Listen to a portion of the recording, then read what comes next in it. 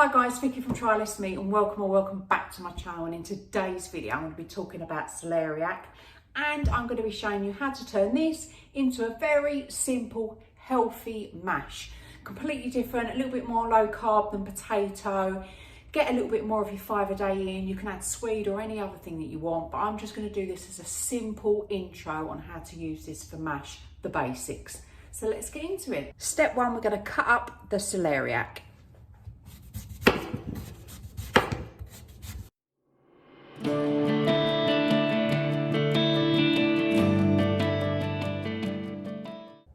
Next, add it to a pan. Top with water.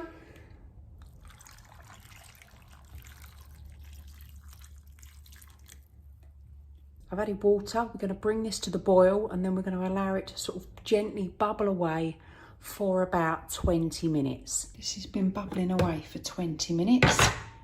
And I'm going to strain the water to make it into mash.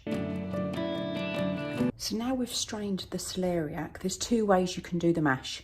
We can either put it through a food processor or use a masher, or you can use a fork if you don't have that. I'll do the basic way with a fork.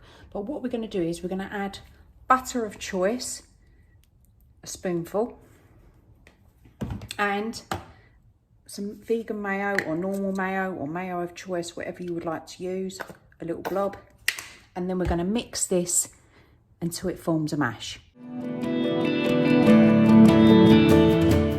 And there you have it, the most super lush rustic mash. Now if you would like it a tiny bit smoother, that's fine, just put it in the food processor.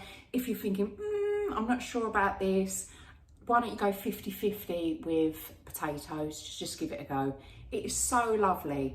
A few tips, I like to put it on top of my shepherd's pie, and it's so nice with sort of like some veggie sausages or normal sausages, gravy, vegetables on the side. It's super easy. Yeah, so give it a go.